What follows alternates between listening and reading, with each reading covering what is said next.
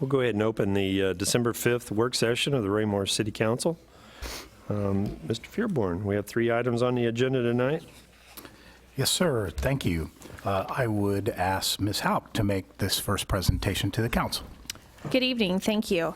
This evening I'm here to get input from the City Council on the highlighted questions on the ETC survey. Every year we take a look at the tool and make sure that we're asking questions that give you the information that you would like to correct. And in the past there have been issue-specific questions. In 2015 we asked a question of how supportive would you be of the city developing a regional draw outdoor athletic complex. That was question 13. And then we also asked a series of questions beginning with number 24 about public transportation program for senior citizens. So you were, of course, welcome to change any of the questions in the survey, but those are kind of the 2 main sections I was hoping for feedback on this evening. The other questions seem to be working fairly well, and we are, of course, taking a look at those from a staff perspective to make sure that we're getting good information from those as well. Could you repeat the 2 again? Yeah, it's number 13 and number 24. They should be 13 highlighted. and 24? Okay. Yeah. Oh, I see. Yep. So I don't know if you want to keep them, if you want to remove them, if you want to add some other issue-specific questions. I will say that we are maxed out on space for the survey, so we can't, if we're going to add anything, we need to take some things away because we've reached their page limit. Meredith, had staff, well, when talking about the survey, had staff talked about additional questions as it relates to the ongoing construction and work that we'll be moving through over the next year? Were there specific things that you guys have discussed? We haven't discussed any specific questions about those, only because by the time we get these survey results back in May, those projects will be well underway. And so really we look at using this survey to get trend information. But of course we could add any questions that you're interested in getting feedback on. Anyone? Mr. Moorhead. Meredith, do you remember what the results were on last time's 13?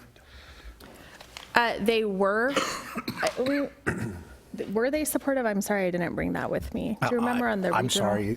Sorry, the clock. I was just trying to remember exactly what the response was on that. I'm not sure off the top of my head, I'm sorry. I think one of the concerns that I'm not going to necessarily suggest we get rid of it, although we are tight on space. My fear is I almost wonder if we need to expand that a little bit or break that up a little bit.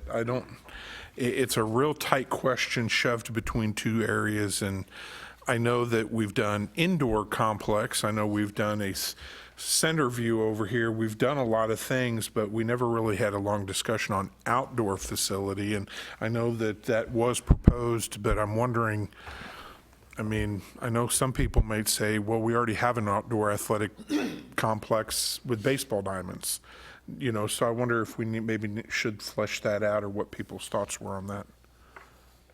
Sonia, did you have something? I did, thank you. I was wondering, just trying to remember myself, but wondering if you guys had already kind of thought of this. What was there information from our community conversations that it might be nice to get some more statistically accurate opinions on, like maybe those top 5 or top 10 things that came up in our community conversations? Could we put those out for more information from people? And I would be in favor of taking away 13 primarily because it doesn't seem to be part of the park board plan anymore. And I could be wrong on that, but I would want to verify that that's even something that they're interested in before we put that out to our citizens again. I think the other thing to note about question 13 is that there are plans for a regional draw outdoor athletic complex in both Grandview and Lee Summit right now. So there is an issue of market saturation. Joe, did you have something? No? Okay. Okay. Anyone else? I don't have 13 on mine. I've got 12. Well, it's in that gray area at the top of the page, where your right hand is. Yeah. Top of the page. Yes, Jim. Intriguing about the community conversations, because one of the primary areas from the community conversations that staff has had a considerable amount of discussion about is what was meant by the statements that were made relative to a downtown Raymore. Did people mean, or would people see that as a concept relative to Raymore as a whole? Do they see that as a place in Raymore? Do they feel that Municipal Circle is that place, or does a place already exist that they would think of as downtown?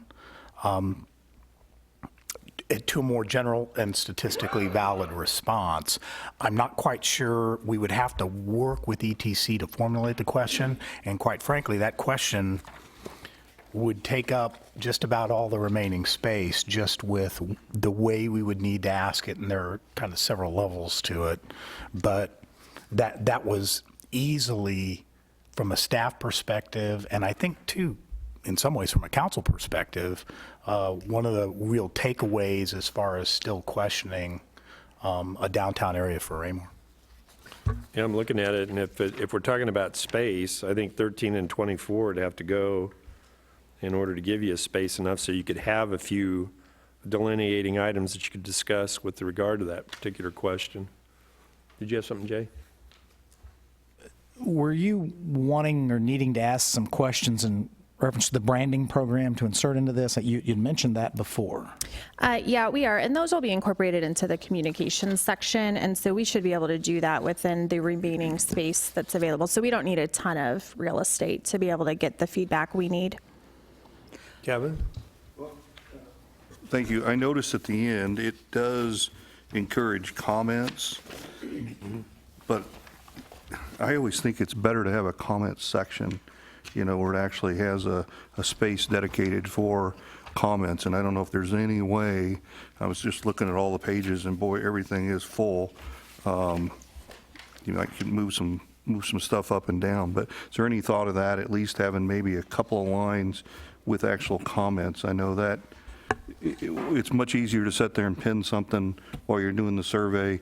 Then I know it does say, feel free to add a page, but what's your thoughts on that? So we can't print any more space. So if we're going to add, if you want to add a comment section, we're going to need to take out some more questions. I will tell you that we do get plenty of written in comments. People find written space on this, no problem, and ETC does capture all of that.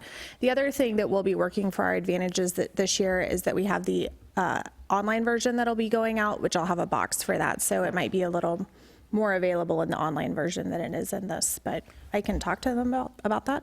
Ms. Hubach? Yes, well, it seems to me that the questions that you all are wanting to ask are more important than the ones that have to do with what's your age, what's your sex, and everything like that. That we don't really care about that, do we? Well, actually, we do. That is a necessary thing because of the demographics change within our community.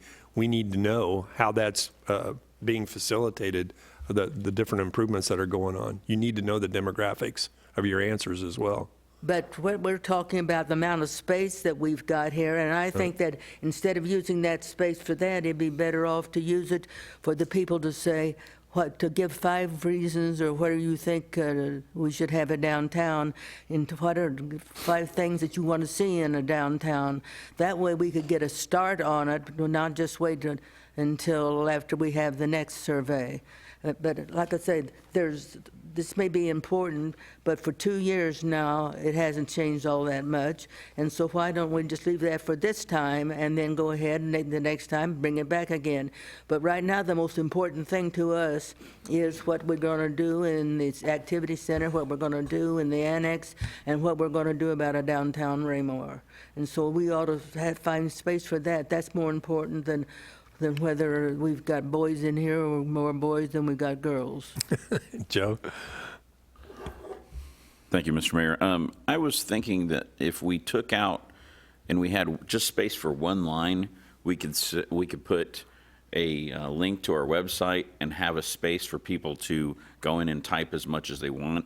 If they wanted to come in and to our website and say, hey, I really, have a response to this survey, and give them, an unlimited amount through like an email link, and, really encourage them by putting that website on there somewhere saying, hey, come and give us other, now that you've taken some thoughts, time to go through it with us, we welcome even more ideas from you. Some way to invite them in. So basically, you could include pages or go to this comments section that's on our website at the following link, is kind of the proposal. Right. People type faster than they write. Sonia? Thank you. I know one of the questions that we've had a hard time getting good information from the answer on is the one about traffic flow and congestion. Are you satisfied with the traffic flow and congestion in the city? And we've worked hard at that, but we feel like people are answering that question, thinking about the traffic by 49. And so I wonder on that question, is there a way maybe we could be more specific about what area we're talking about? Actually, on question 26, we did make that change last year where we added overall traffic flow on 58 Highway through Raymore, traffic flow at the 58 Highway and I-49 interchange, and then called out that that was located in Belton for that exact reason. Traffic flow through 58 in Dean, traffic flow through 58 in Sunset, and so on, trying to get a better idea of where exactly is this congestion. So maybe we should just take that question off of number 1. So we keep it on number 1 because it provides a baseline for us to provide for our overall, with the overall ETC. So all the questions on number 1 are baseline questions the ETC uses as markers with all the other cities to see how we compare. So number 1 is a little more set than some of the other questions that are in here, but it is exactly why we added the follow-up section. Jay? I had a comment, I guess, and a question. Charlene, for your idea, I understand we're trying to we got to stay within the box here, and that's the problem. But without the demographic questions 1 through 6, you don't have a valid survey. If we get back a massive response and, 25% of the respondents say we need a library, you got to be able to cross-tab with that with the age group to see, is that going to be you're under 25 or more likely you're 55 to 64 and above? So you've got to have that to have a valid survey. You don't know what group you're getting the information from if you don't do that. And my question would be, with limited space and really not any way to expand this, my first thought would be to go to staff. Do you guys have anything that you think or would recommend that we need to put in here, information that you need to grasp? You guys have as good or better grasp than we do of what we're trying to capture and where we're trying to go beyond where we're at. So do you have some recommendations, something that would help you all in those question slots? So we do have some recommendations. My goal for tonight is to just get a feel from the council for what the hot topics are that you guys would like included in the survey, and then we're going to go back and massage it and see where that leaves us with space. So I'm not looking tonight for us to do line item edits through the survey. I just want to get a sense of, yeah, we want to keep a question in about X, Y, and Z, but we want to take out this section just so that I can go back and start manipulating it and see how much space we actually have. Like I said before, we do have some edits from staff on some of these city-specific questions that we need to make, but I wanted to see what your priorities were for it so that I could make sure we definitely got those incorporated in. Kevin, did you have something? Nope. Derek? Okay, so I have a plus and a minus then. The plus is on 19. If we could add a D, so one little line, one small addition. But if we could include a box for boats, trailers, and motorhomes, since that is we've had occasional questions about that, as whether those are problems related to code enforcement and ordinances. And then, just a general remark then, based on what I'm hearing, positive suggestions, the issue of the downtown discussion, the questions 13, 24, and 25 were quick fix. We were looking for kind of a quick snapshot answer. We kind of got them. Yes, I think it would be great if we had plenty of space to kind of keep fleshing those questions out. But we've got new questions that kind of came from the community conversation and maybe some staff questions. So I would say, while I never want to say that any of them were bad, I would rather see new questions in lieu of those, to go ahead and strike those and go with new questions for newer issues. I agree. That's what I was going to say, too. I Mr. Buck? had a question. On every survey that I've ever done, except here in Raymore, they always say you are an employee or your spouse is, or you're an elected official or your spouse is, then you should let them know it, because that changes the demographics and the ideas of the things. Because we don't know how many of these people here are. I know I have been polled, and here on the council, and I don't think I should have been polled, because it gives us a wrong view of what we're doing, because we on the council are nationally going to say everything is all right. Same way with the employees, they're all going to say everything's all right. We want a true picture, so the only way you can get a true picture is to eliminate these two features. Kevin? Thank you, Mr. Mayor. Approximately how many of these surveys go out that are mailed out? We need to get 400 back for it to be statistically significant in our community. And so they, like last time, they had to do multiple rounds of mailings to get us to that number. So I'm not sure exactly how many go back, but we keep going until we get 400 returned to us. Thank you.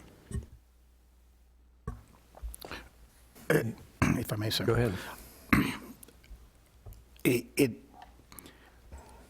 Just thinking from the standpoint of our employees, and it's an intriguing thought, my only concern with it would be they are living here of their own choice, and we are telling them you can't fill out a public survey. And that's a little concerning. Because, well, they've moved to Raymore, they're citizens of Raymore, shouldn't they have the right to fill out a survey? Not when trying to get citizens, because you've got your elected officials have a built-in bias, your employees have a built-in bias. Both of them have a built-in bias. But we don't give And up our then rights as citizens, just simply because we're on the council, we're employees. we're doing that word citizen too much, because we're not trying to, we're wanting to know what the people want. You And all people should be right on top of it. This is my right, I don't give up my rights as a citizen simply because I sit on this board or sit at this table. Someone that works for the city doesn't give up their rights as a citizen. I can walk off that dais by telling the mayor and come down and speak as a citizen in front of the group. Okay, well, as a citizen, then, I have a right to take part in this survey, and if... Absolutely. Okay, but I'm not one of the 300, so what have you done to my rights It's then? randomly chosen. It's a random. Yeah. Kevin, what'd you have? Thank you, Mr. Mayor. And that was the point of my question to staff, is how many go out? And the number that staff just said was approximately 400. How many employees do we have in the city? Approximately 100, sir. So even if they went out to all the, assuming they went out to all the, Well, not Well, 100 of them live here in the city, though. I'm going there too. Oh, okay. I'm going there too. You know, I mean, they're sent out randomly. And I agree that none of us, nobody in this room or anybody in the city gives up their right as a citizen to participate in the city government. We've sat here for all the years that I've been here, touting that we are begging for that input, you know, and for us to exclude them is, I'm not going to be a part of that. But the point is that these are going out randomly to the citizens of the city. I've been here since 2002. I have never received one in the mail.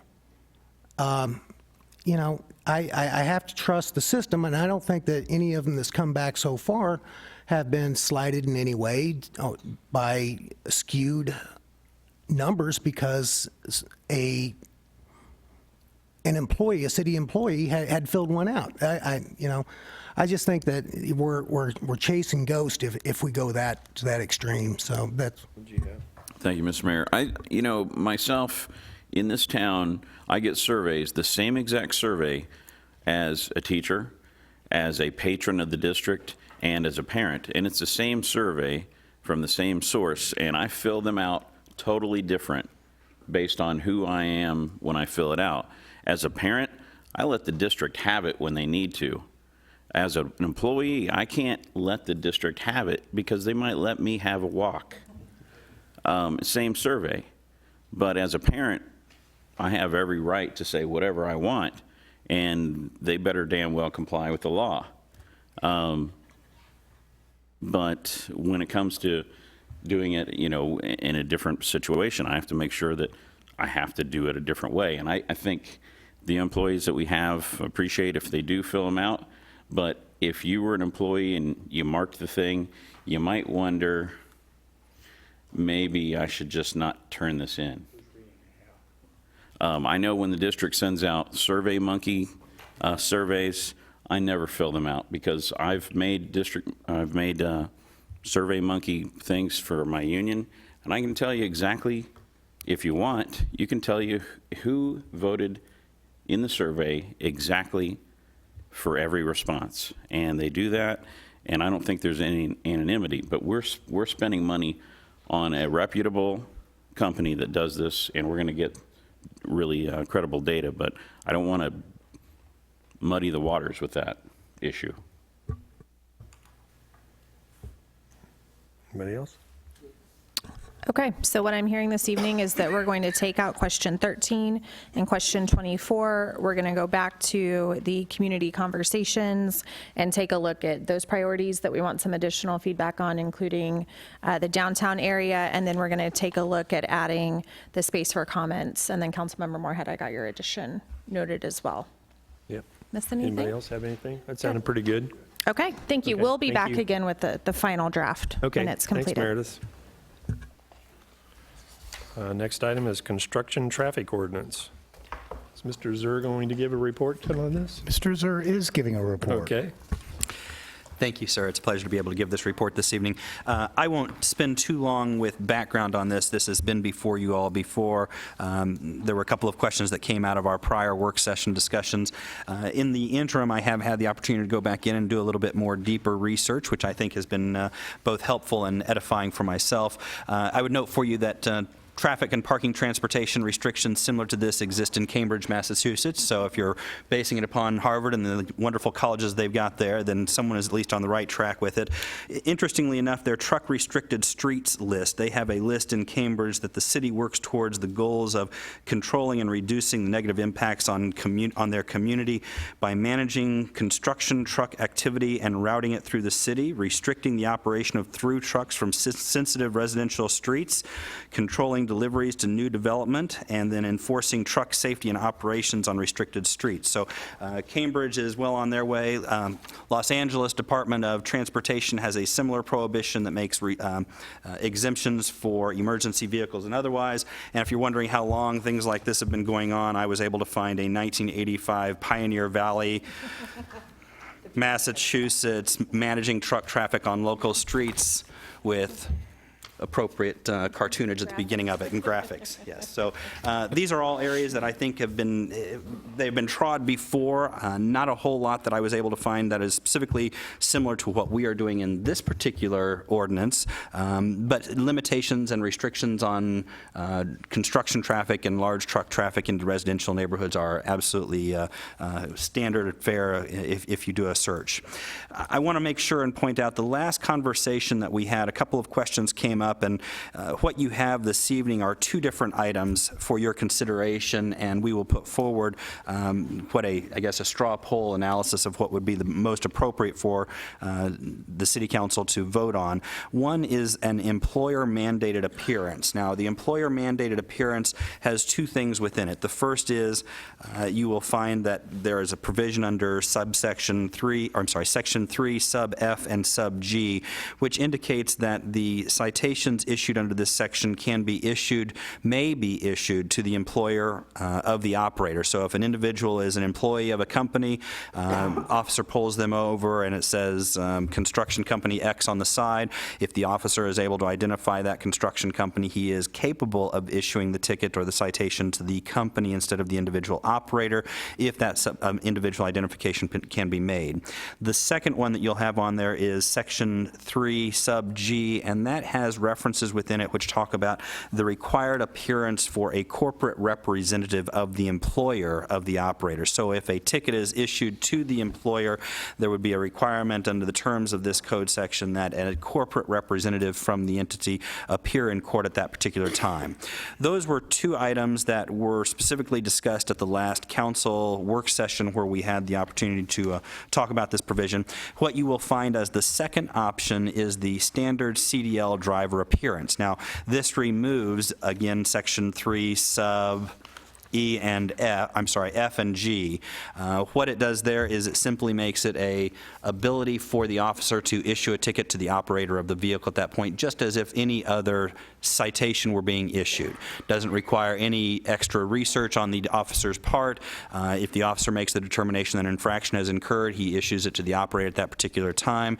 It also removes the requirement that any individual show up in the municipal court as a representative of the corporate entity. Now, the important factor on that one, and I've got standard CDL driver appearance, and right before the meeting, Councilmember Moorhead inquired of that. There is no reference within the terms of this provision or this proposed ordinance which talks about the CDL. But what you need to understand as a council in looking at this issue is that all of the individuals who potentially get cited for violation of this will be commercial drivers. They will maintain a commercial driver's license.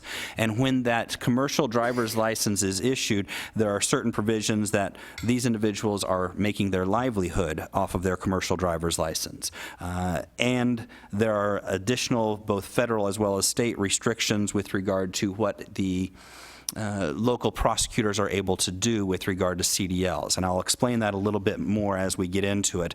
In particular, what that really is if you've got a CDL license out there and you are issued a citation, it is difficult for a prosecutor to just quickly amend a citation. They have certain steps that they are required to go through, and in fact there are code provisions under the Code of Federal Regulations which prohibits local prosecutors from being able to simply mask over a ticket by providing a diversion or some other type of manner of avoiding having a guilty plea be entered on that CDL license.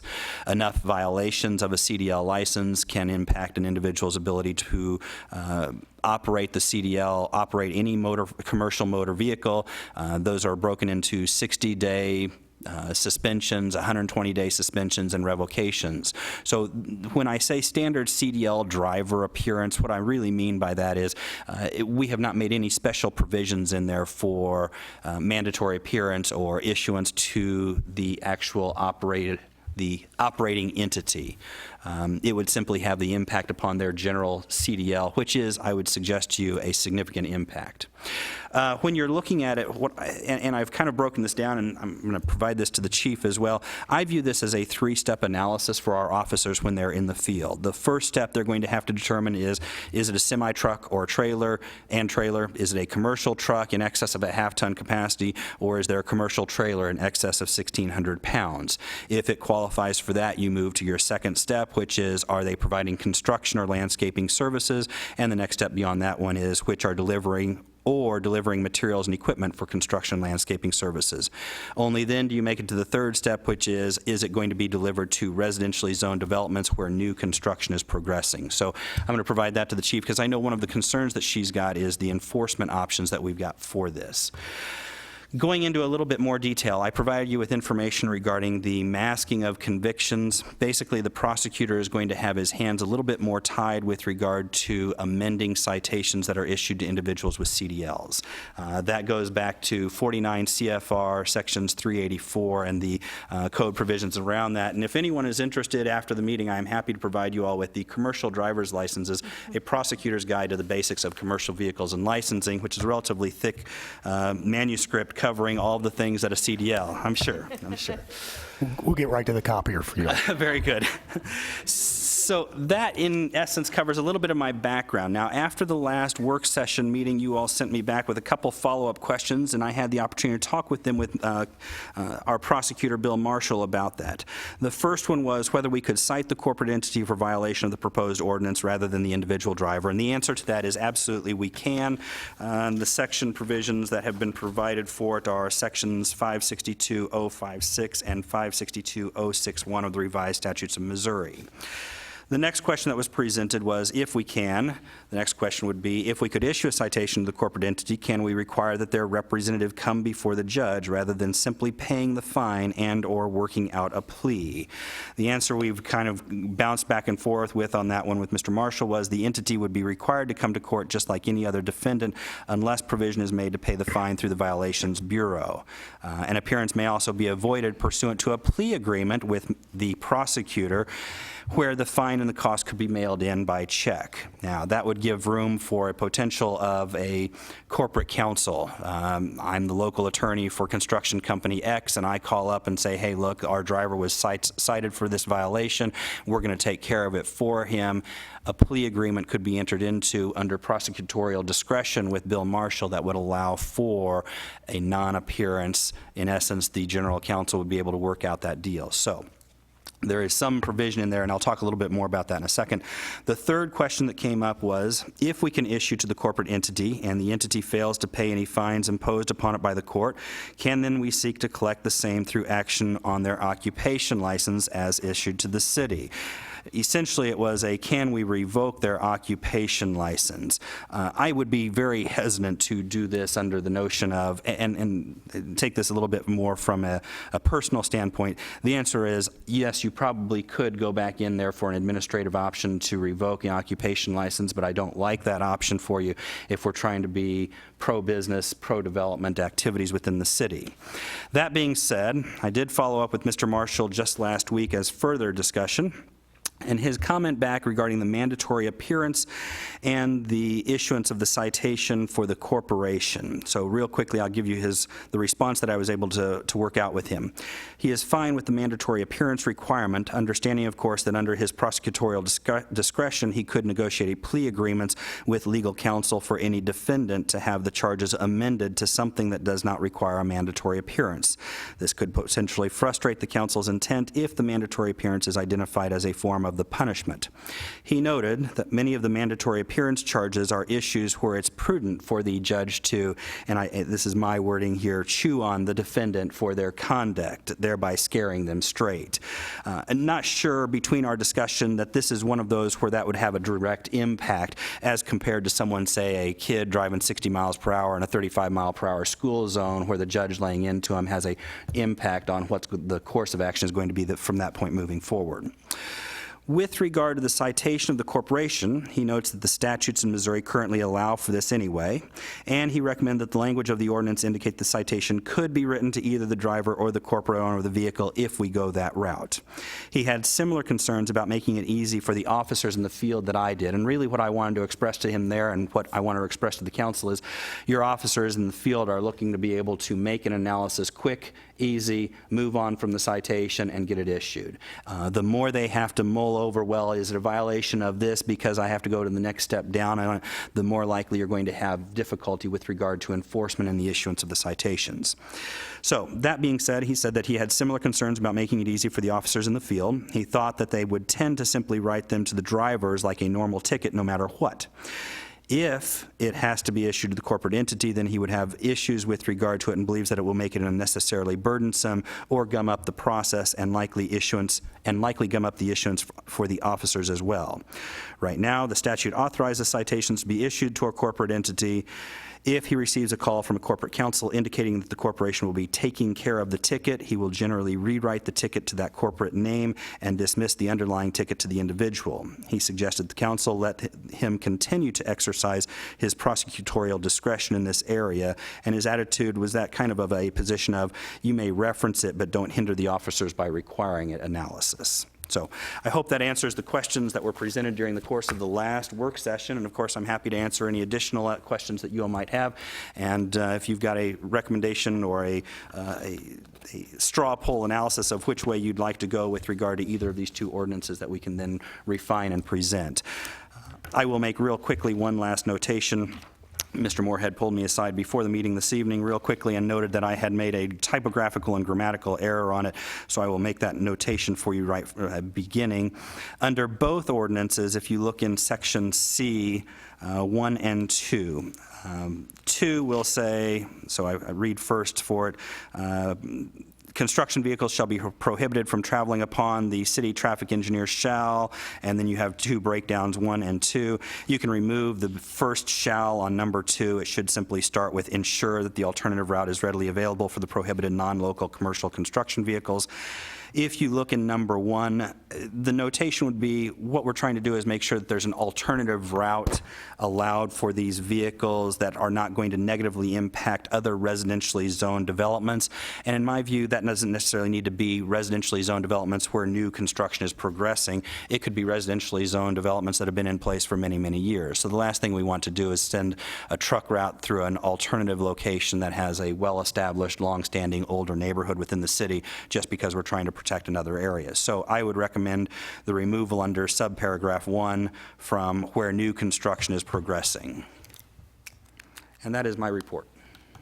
Mr. Moorhead. Well, first, I'd personally remark to Mr. Zur, I was not going to pick on you for that stuff. But since you did go there, I do wish to point out there is no section 2 or 3. Right. So it actually goes from 1 to 4. But We were tracking. I'm with you. I'm just playing with you. No, going to subsection F, though, because the word may is in there, basically, would you not agree that that discretionary language of may still gives prosecutorial ability there, and that the officer has a choice at the scene if they choose to? So the may gives some discretion. So I think the language would meet Mr. Marshall's recommendation. In addition, if we went with the first suggestion, that includes F and G. The only difference on the second set is F and G does not apply, but since F and G are discretionary, in essence, we don't need the second alternative because it's contained within the first one anyway. And so they operate simultaneously within one set. So I think we could just pick your first suggestion, have both issues addressed. Am I right? Or do you feel consistent with that? I cannot disagree with that analysis. You do have the may in there, which provides it as a discretion as opposed to the shall designation. With regard to the corporate appearance by a corporate representative, I'm not so sure. It might be one of these things where if you have F in there, which it may be issued to the employer, you may be able to remove G, which removes any requirement that it be a mandatory appearance, and it's still going to allow for the prosecutorial discretion. So it may be one of these things where F remains and G is removed for mandatory appearance in court. Mr. Mayor, I guess my question would be, how serious a problem is this for Raymore? And give me an example or two of where this would apply. I think we'd probably go to Mr. Crass for that, wouldn't we? Mr. Kraft, just about, any staff member who's sitting in here knows the current situation, but there have been previous ones. Chief, any complaints? Go ahead, Mike. I think the current situation is Creekmore Drive within the Creekmore subdivision. That road is exhibiting a lot of premature deterioration due to the amount of construction traffic that has been driving on it over the past several years. Historically, council has also taken action with the Brookside development where traffic was diverted or restricted from utilizing the Cedar Ridge neighborhood and was specifically designated to utilize a collector street within the Stonegate neighborhood to access the Brookside, what we refer to as Brookside 10th. So council does have some history of doing this, and we do look at that as our analysis as part of the subdivision approvals. Any other input from staff? Chief, you got anything you want to add to that? Nothing other than we've been out and driven the new road in Creekmore and you know, just to kind of get a feel for how easy enforcement is going to be, you know, for the trucks coming around the back way. Mr. Zur has worked very hard to try and make this as simple for our officers as possible, because he's correct that, you know, giving them, you know, the opportunity to write the citation, get in, get out, is going to be our greatest hope for success of this. The idea and what we always strive for within the police department is voluntary compliance. You know, we're hoping that, you know, one ticket, the word gets around, or just the mere presence of the officers. We're very much about public education, you know, a campaign to make sure that the drivers understand what they need to be doing. You know, I'd be very happy if we didn't write any tickets for this at all, if people would just voluntarily comply. But we do want to make it as painless for the officers and not trying to figure out weights of trucks and, you know, is it corporate, is it, you know, an individual and that sort of thing. So, you know, I like the notion, Councilman Moorhead, that on Section F, if it may be issued to either the employer or the operator, if that were possible, because then, you know, the officer. I was going to go. Yeah, either or. Yep.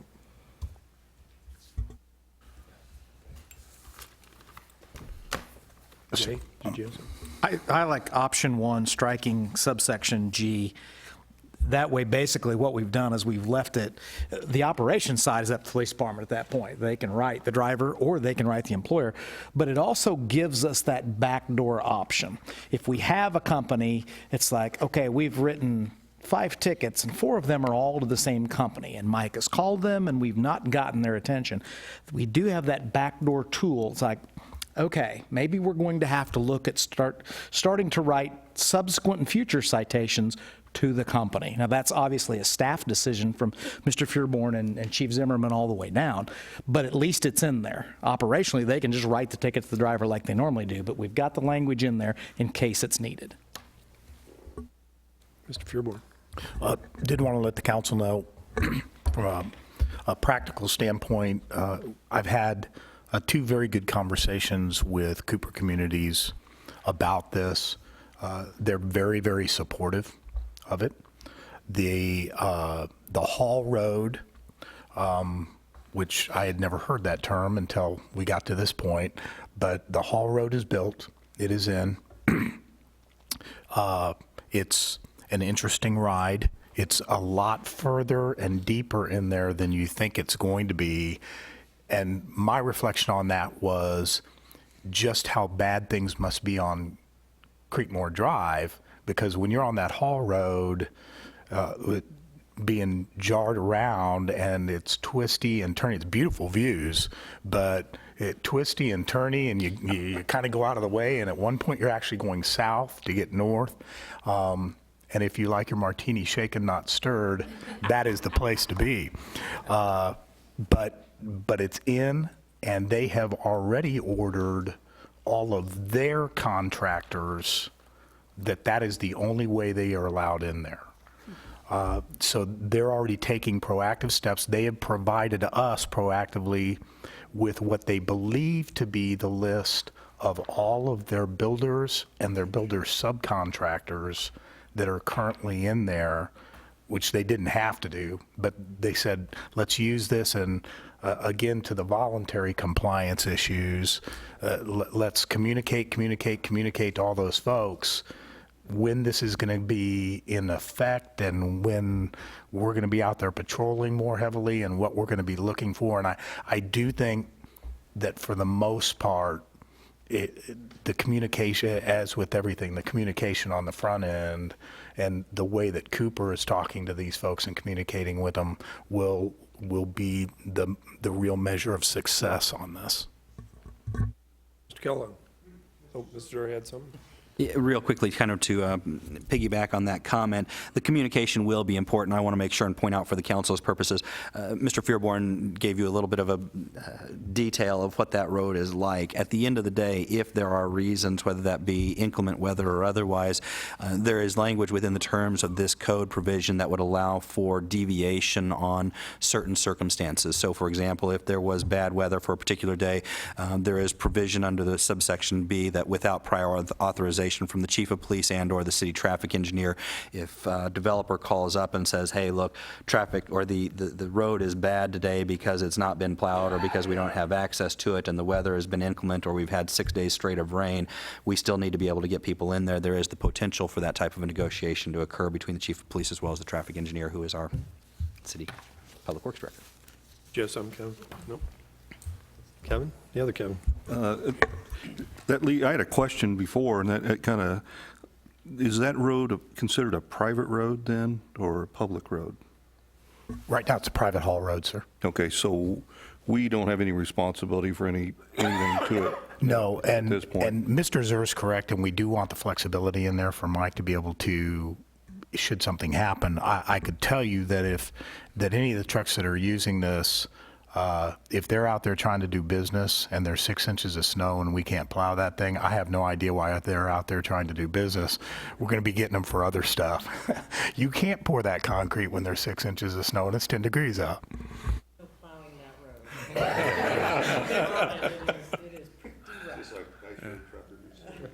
Mike, a follow-on question about 163rd Street. I noticed that it was breaking down pretty bad toward the end of the summer, right there as you turned off of Fox Ridge Drive, and that is the entranceway that they would use for that haul road. Is that correct?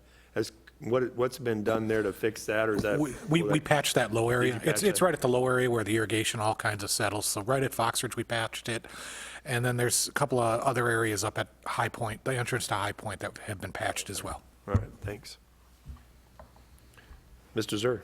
I'll wrap it up real quickly. The nice thing about this, and from an operational standpoint, this is our first step in the process. At each point in this, it's not as if it's a carte blanche for the public works director or the chief of police to push any of these forward. At the end of the day, what you will have is this proposed ordinance approved, and if it is approved, then a further ordinance coming forward with regard to each particular street that might need resolution, that might need to be, that might need to be approved. So it'll be street-specific for it. Okay. Okay. And so any modification, you've got what modifications need to be made, Jonathan? Okay. And we will be, with any luck, bringing this to you as early as next Monday.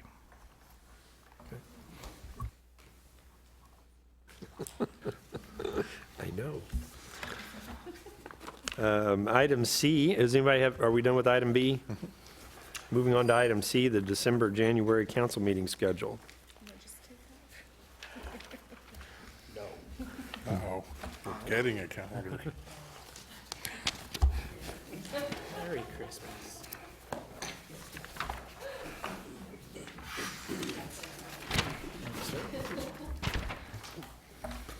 Thank you, sir.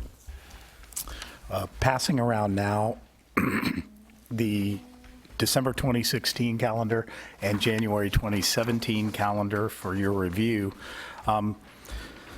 You hear me say this a lot. We have a lot going on, and it seems like just when I might be able to give you all a break, something comes up, and I'm all of a sudden hearing from Mr. Crass wandering in, or somebody's coming in and saying, we just have to talk to the council about this, and it is normally Mr. Crass. Now we know. Yeah. Ms. Hauk is very cognizant of the amount of time that I bring you all together. She's waiting for the revolt. Christmas Day for the city is actually observed on Monday, the 26th, which would normally be a regular council meeting. We already know that there is a very, very good possibility that we are going to have to, in very short order, have an emergency read requested of the mayor and the city council. on a particular issue relative to a right turn lane for the Cadence property, which needs to come before you all and be reviewed. I'm sure between now and 2 weeks from now, when I'm having to make up the schedule, there'll be more. It seems like that every week. So I would ask the council's indulgence and consideration, and we have checked with all of the other commissions, specifically the Planning and Zoning Commission and the Park Board, on these particular dates. The Park Board will not be meeting on the 27th, so council chambers will be available. It is not a night for the Charter Commission to be meeting, and so staff would ask the council your consideration on moving the regular council meeting, the regular business meeting of the council, to Tuesday night, the 27th. Everybody good? Got one no? Just one? The 29th, that we were supposed to have had some sort of a tour. The tour is still on for December 29th. Well, I don't see it listed down here. That's the reason I was... Different issue. I'm just talking about meetings of the city council. Well, wouldn't that be a meeting in the way of the city council? It'll be one posted for sure. Yeah. We have to post that get together for sure. Okay, because the reason I'm saying that anytime we get together more than 4 or 5, it's a meeting. You mean write that in? No, I get that. Okay. I just want to make sure that we're all on the same boat and that everybody knows that they're supposed to be here. Okay, so we're good for December. Yep. Moving on to January. Yeah, I'll make that adjustment. In January, there are 2 holidays on both the work session nights.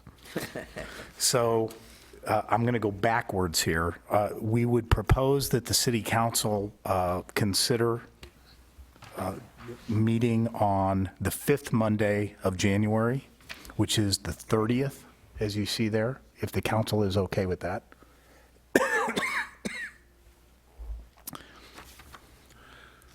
Okay, looking good. The second one's a little bit more problematic. We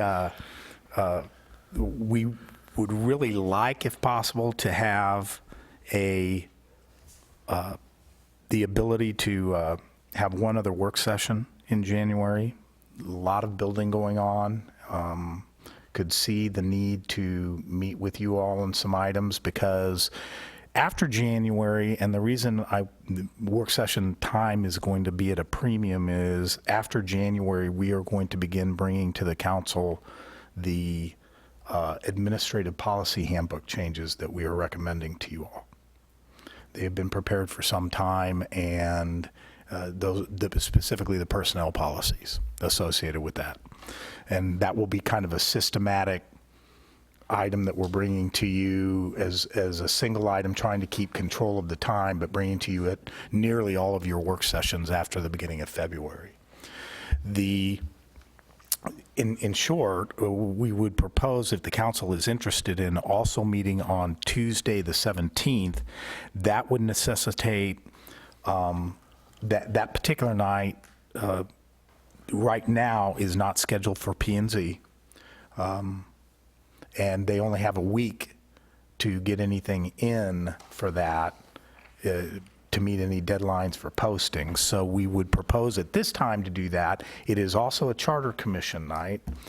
We would propose either to the chair of the Charter Commission that the Charter Commission either consider moving to the 5th Tuesday, which is the 31st, so that there are still 2 meetings in January, or canceling the meeting outright, which would be the first canceled meeting of the Charter Commission. Well, I'm not sure how the chair would feel about that, but I would guesstimate that, yeah, probably, you're right. But, I do have to say that with the number of members we have, we actually meet at 6 o'clock, and we have before had a shorter meeting to allow for other accommodations.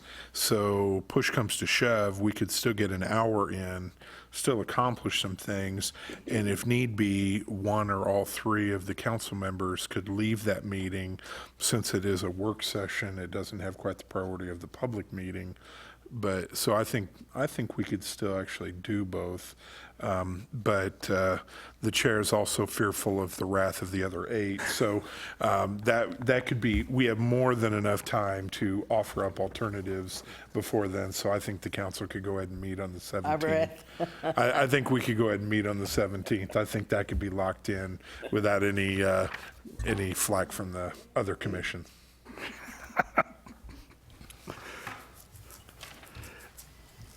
Is the council okay then with the 17th as well? Good to go. Terrific. I just say, lead me in the direction, I'll be there, whatever it is. And I promise nothing for the 3rd. At this time. Yeah. Okay, thank you. Are you still going to give us the week of the 1st off, though? Yeah, yes, I promise nothing for the 3rd. Nothing for the 3rd, okay. As far as you know.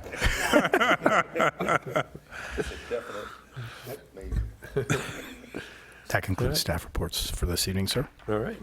Item D is other. Does anybody have anything else to bring up tonight?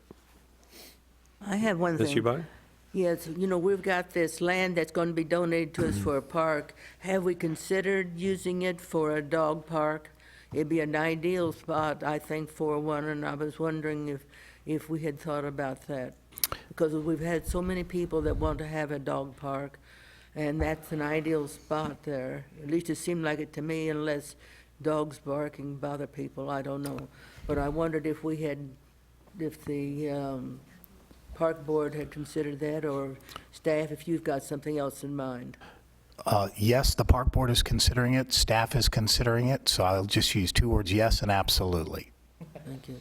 Well, I would say if money becomes a problem, why not make it the people that use the dog, maybe they could have some fundraisers to help us out on it. That was all I wanted to bring up. So if you are considering it, that's all I needed to know. Okay. Anybody have anything else? Is there a meeting, need to go to executive? There is not, sir. All right, then we are adjourned. Thank you. No, there's not. No, there's not. What was that all about? Mrs. Eubank. Mrs. Eubank. Shirley, are you getting a dog?